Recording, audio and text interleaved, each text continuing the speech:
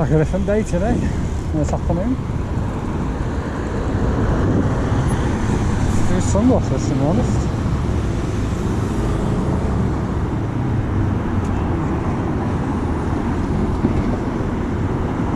Forgot to mention this morning at the end, it's just at 80% battery left, so I used 20% on the way in.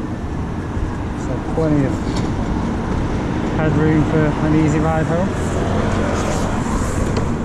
Might go for into sport at the moment. No, sorry, turbo. Going for turbo, just to get through these first few kilometres through the city centre.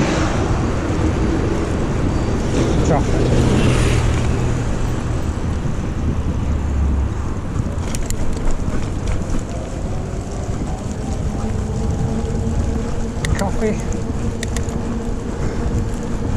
I'm just about dried out this morning.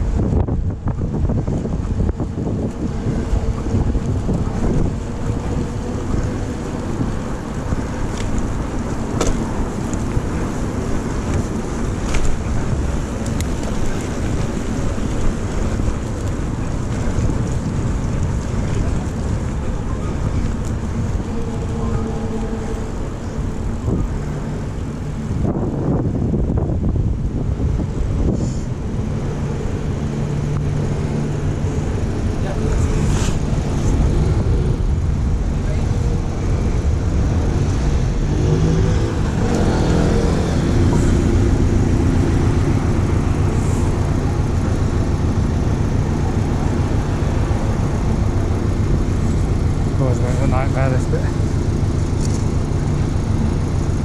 for now anyway. It's getting upgraded.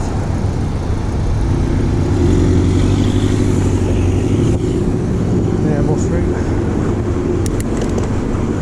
Oh.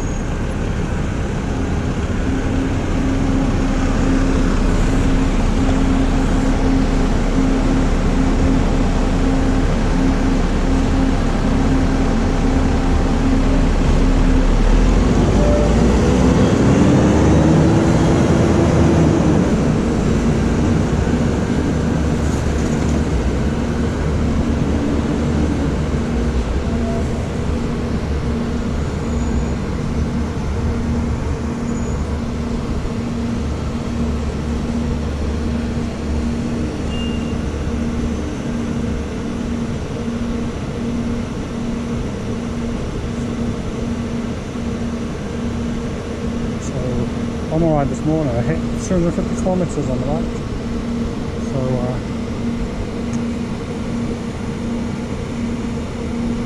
now we're the sub £1 per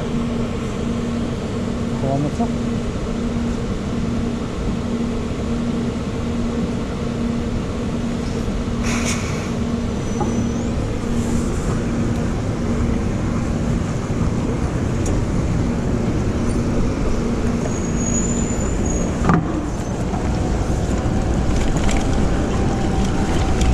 I'd have known he was turning left there, I would have passed him at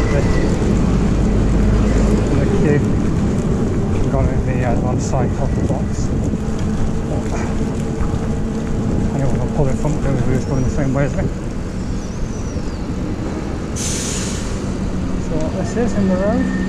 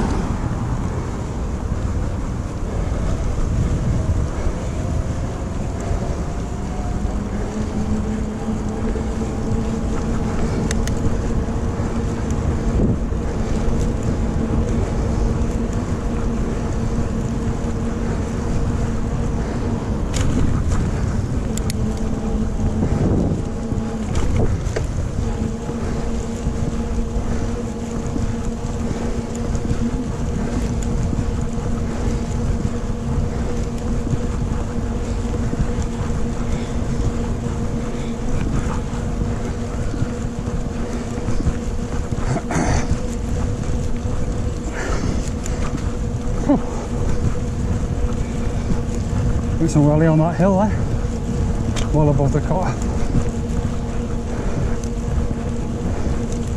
Let's get the heart going. Is you warm?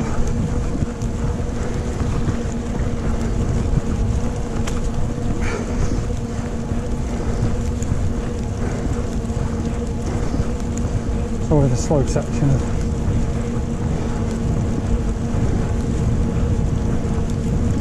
the commute there through the city centre.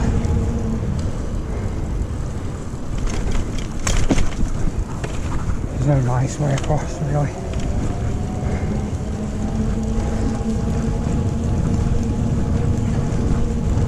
So again, we've got a lap of time out front. I'm not sure if you can see it actually.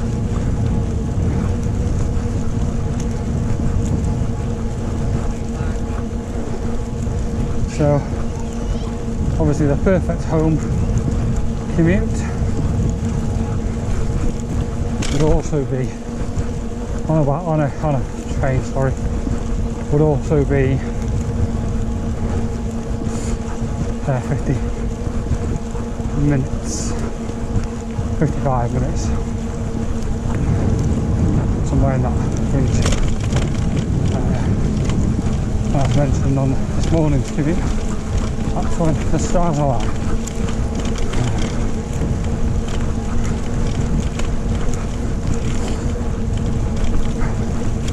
On the bus,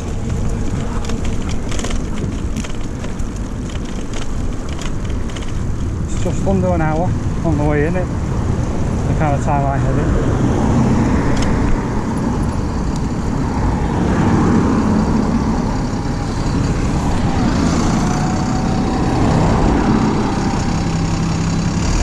Again, that requires a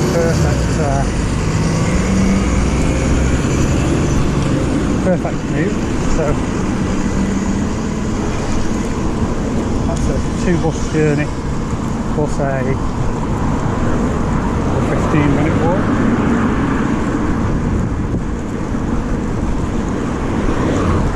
The link-up bus is the 192, so it's every 3 minutes at peak, so it's not bad in the morning. The way home, the chances of that perfect commute are very slim. And if I do get a bus, talking more an hour 20, an hour and a half. So, and to be honest,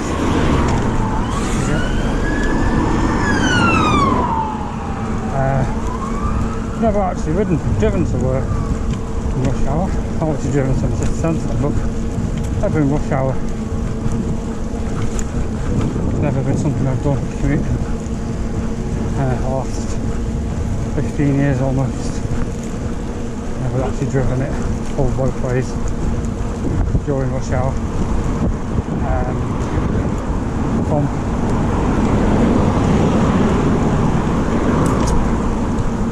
colleagues' experience who live fairly close to me, we're probably looking at 30 to 40 minutes on the way in, and anywhere 40 minutes to an hour and 20 on the way home, depending on traffic, which is a bit rubbish today, and timings. So it's very comparable.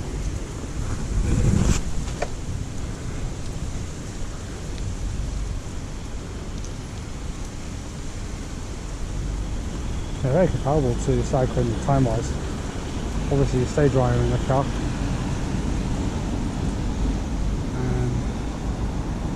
but on the bike it's consistent, so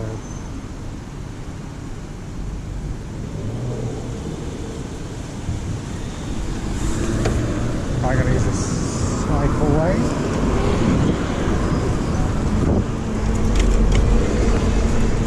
The big thing as well is cost.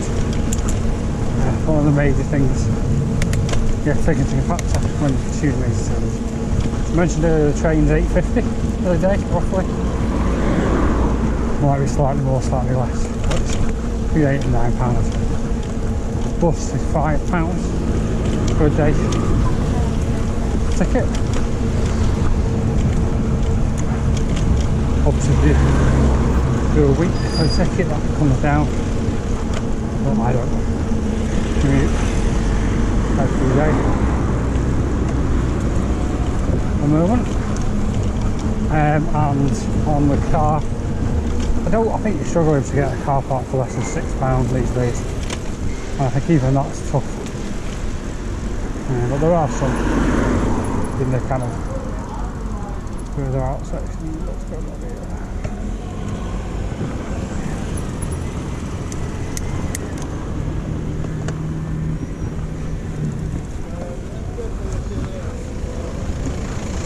I'll turn right here, so that's too fast. So yeah, right before we take a look at petrol and all the other things, we do have a car. We've got 9 of us commuting, and my wife walks to work, which is nice and close, and I obviously cycle or very occasionally bus and train. We went down from 2 cars 15 years ago to just the 1.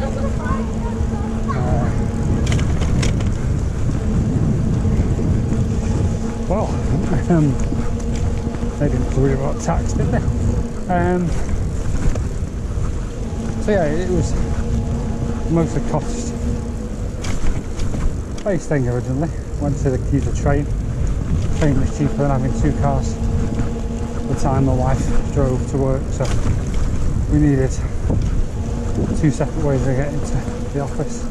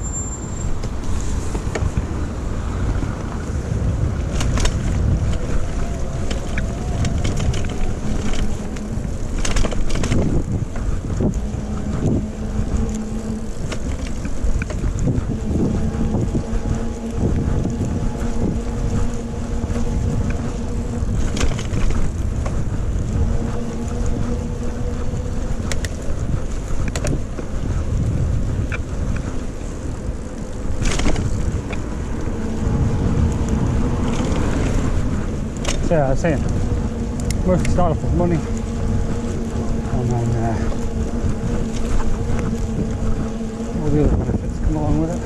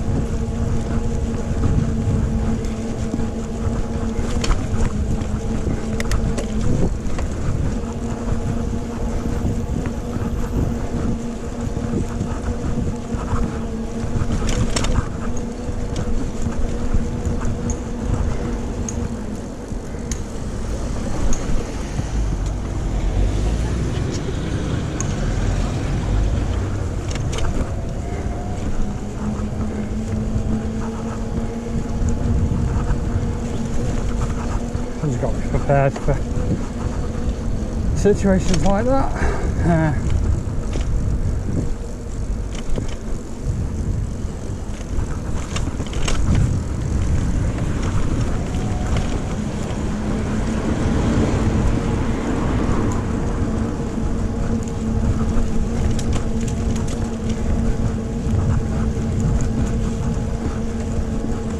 I had moved out into the centre of the road to give a bit more visibility, but obviously got to be looking this way. Should see me eventually.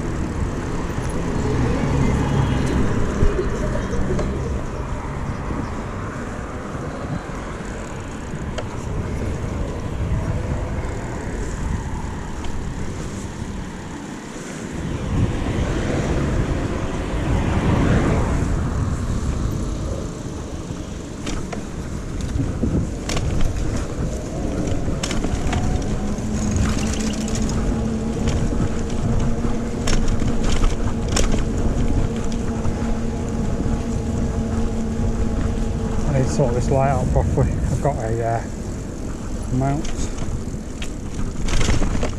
Put it under the Garmin, but I couldn't find it last night.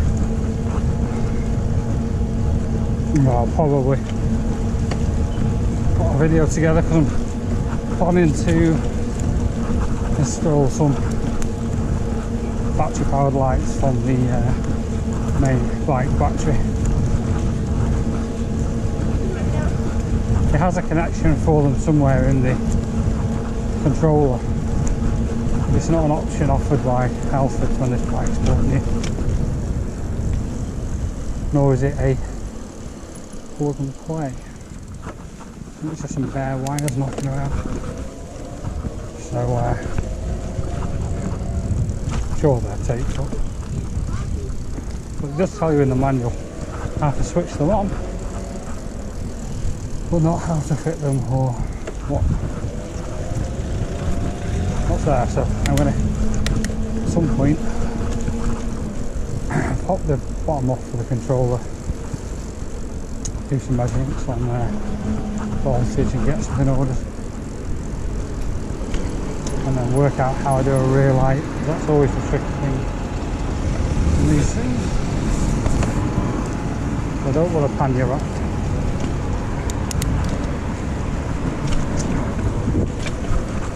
Standard anyway. I like to have the same bags on all my bikes if possible, just for convenience.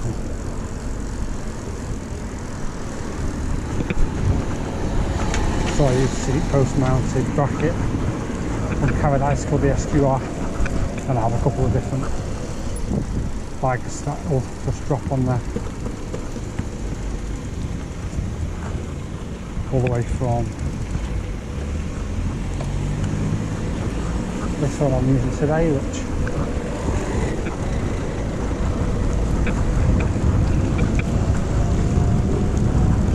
take the laptop and a full set of clothes, a pair of shoes if needed, or use for bike packing. I've done before. Due to a couple of smaller old school saddle bags, which you can carry through with, or stuff for a day ride. And I've also got a couple in between.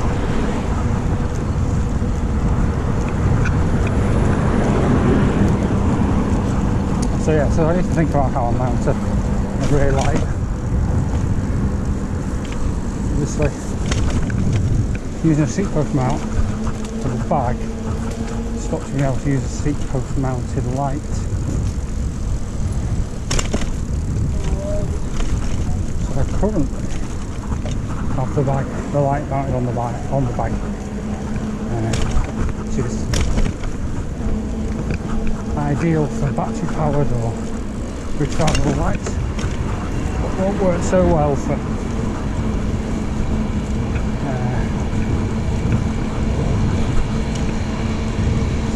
one charge from the main battery. So you should have a think anyway. There might be a quick connector might be the option. Maybe something like that, or maybe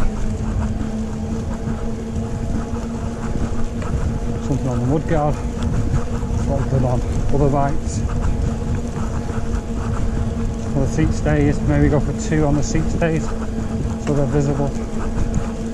I think. And when it gets really dark in the winter, I tend to run a few lights anyway.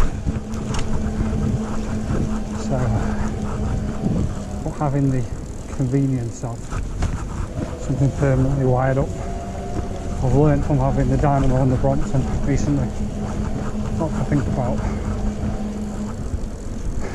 charging your lights up if you're going on a smoke trip. But I would have to charge the bike, obviously. I'm just trying to keep it there. And 90% charged, if not 100. Not really quite learned the perfect solution. I'm not sure what you're really meant to do. You have a basic charger from, say basic, it's very expensive, but doesn't do anything and charge it fully. Although I'm not going to use it for a week. Not sure what the optimal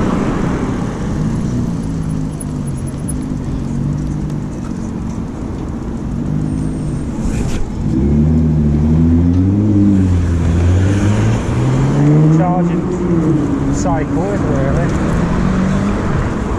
And I'm probably going to get back to about 50%, which I know is too low.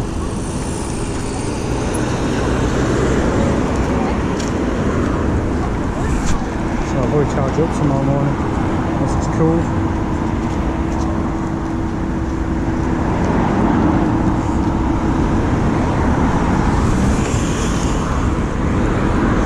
Maybe take it on a lunchtime spin to take a few percent off the top. Yeah, it'd be interesting to do some proper reading.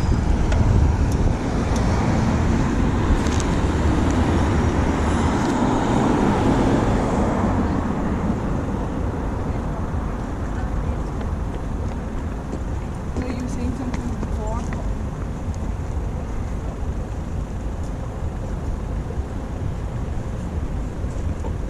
Despite less than standard traffic this morning, it's very busy tonight.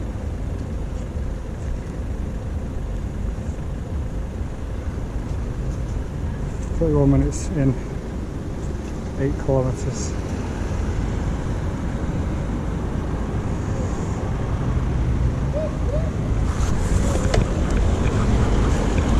Sub an hour is the ideal time. Sub 50 minutes is dreamy.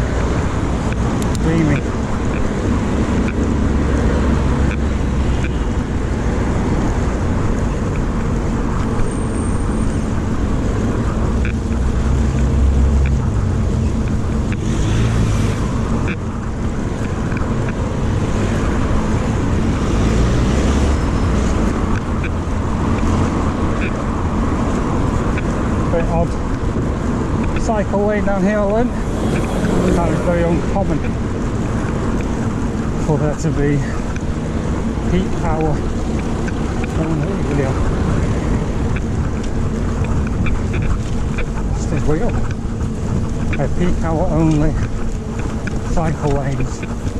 Mandatory cycle lanes.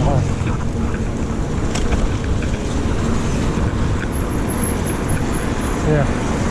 All the same time as the bus lanes, 7 till 10, 6 till 7.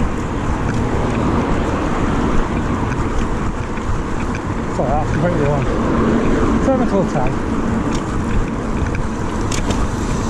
4 till 7, or 1600 till 7 I think it is. Yeah, I have. I always mix up time there. Like that.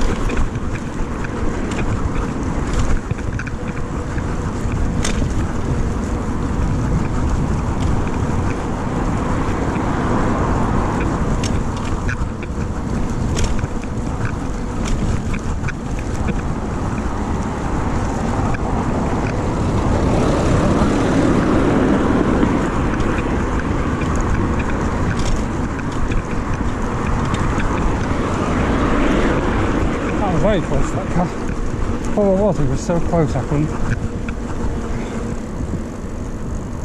make any corrections to try and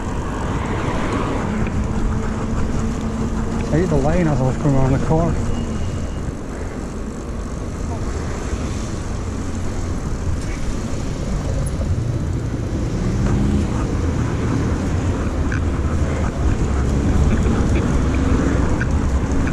Start here.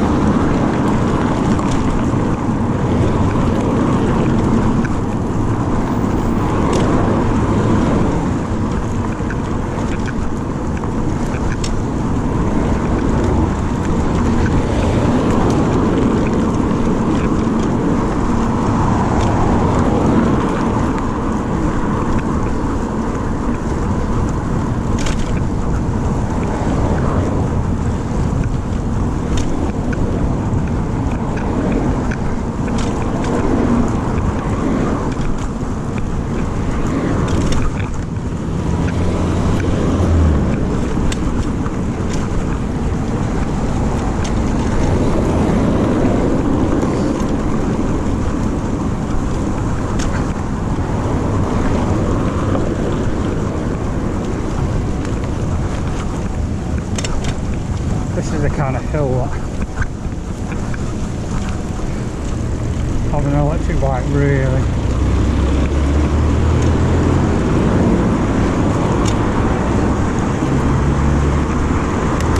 it's all kind of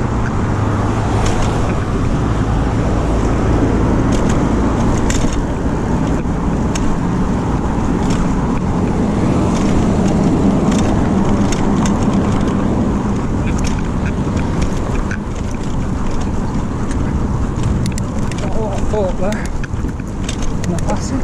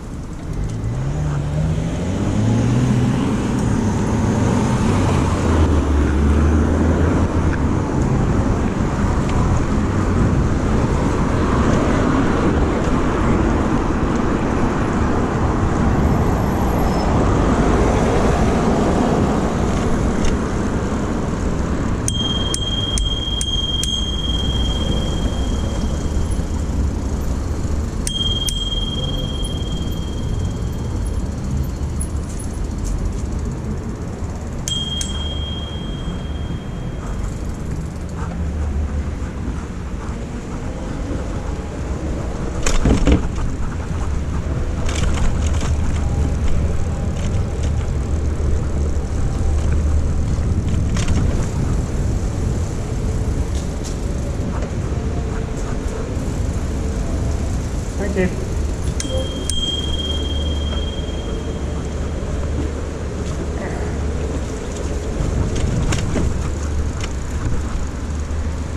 Let's go this way today because I noticed they've reopened the path down here.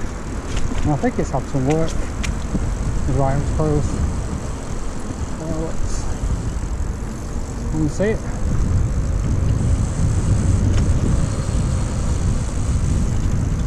I hope it wasn't just to put steps down to the new apartments in the mill. I think they took the opportunity to improve that quite narrow path.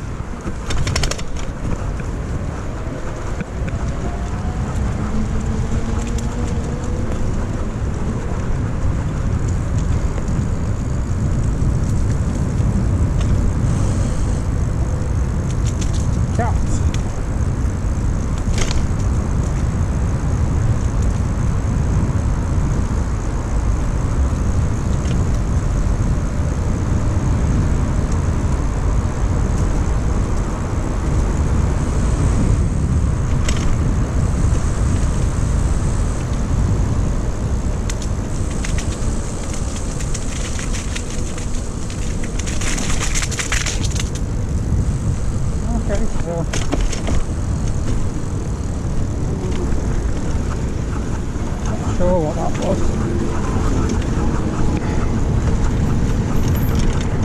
Yeah, they've widened it out here quite a small amount. Oh, actually quite a bit actually on both sides. It's good. Oh yeah, loads better here as well. It seems to be very narrow. Good job.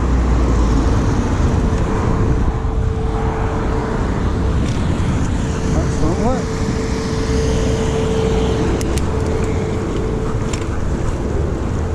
As I've mentioned before, if you watched any of my previous commutes, the other side of the road is horrible. The underpass is not very nice in terms of going out there.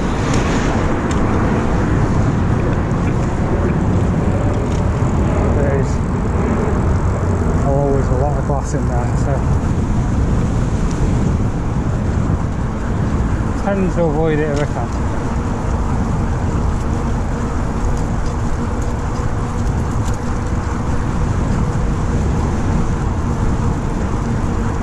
Depends where I'm going. Obviously, can't always avoid these things, but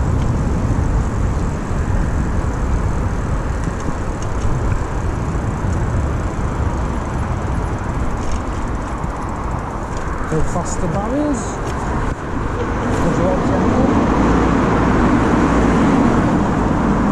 Sorry, on 41 minutes. 11, almost 12 kilometres. Yeah, I think we'll probably do a 52 or something like that, about 10 minutes from here.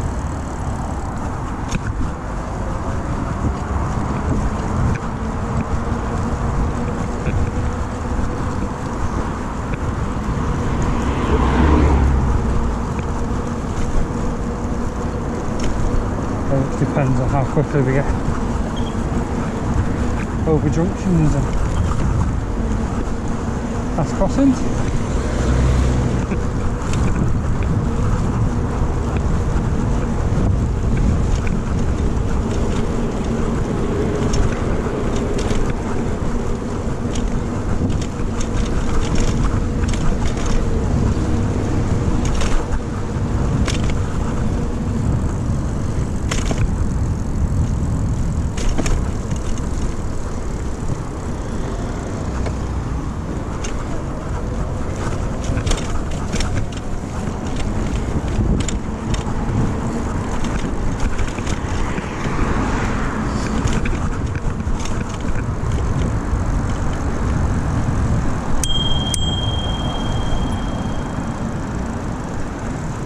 Thank you.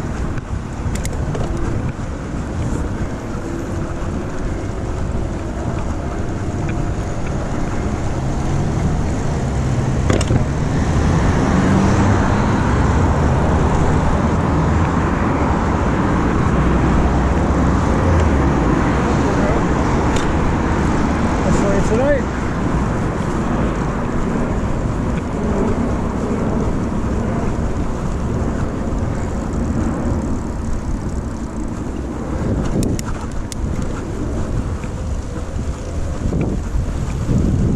Oh, because I don't want to sit waiting to cross.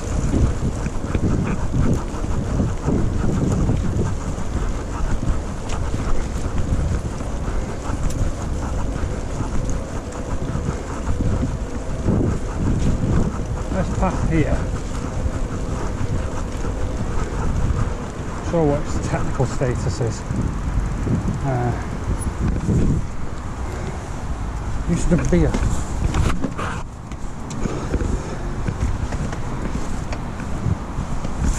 dirt path kind of thing before the road was built. Links up from a shared use path to a shared use path.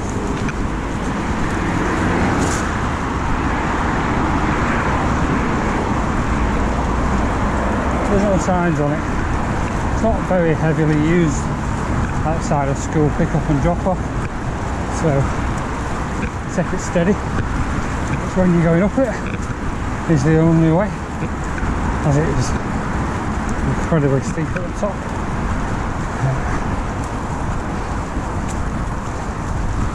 It's perfectly safe to ride up.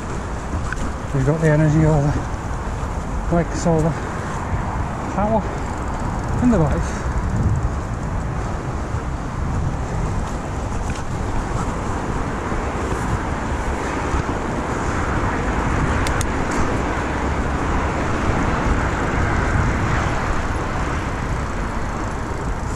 That sign doesn't make sense.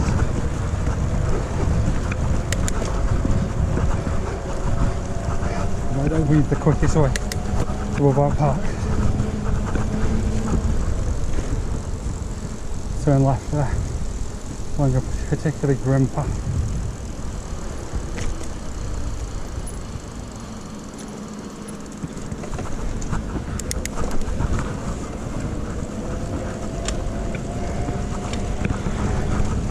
So 45 minutes on my road now. Quite a long road. Well, relatively.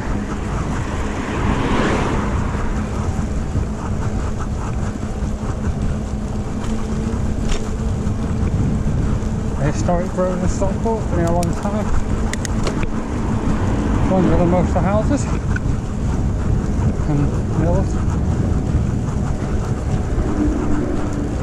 Most of the original houses have gone. And even the ones that are still here, pretty old, but the original houses were farms and what have you.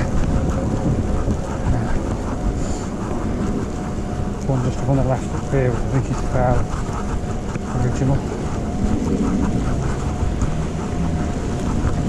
The section I live in is 1930s. Yeah, house on the left here by the green hedges.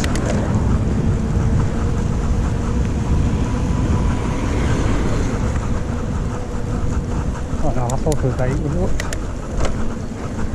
Substantially older than all the other houses. Yeah, there we go, we're home now. About a minute out. 40,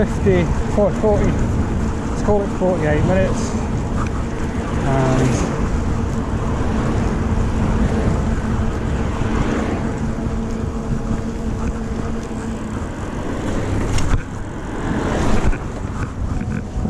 49% battery remaining, so we used half the battery today, which is superb.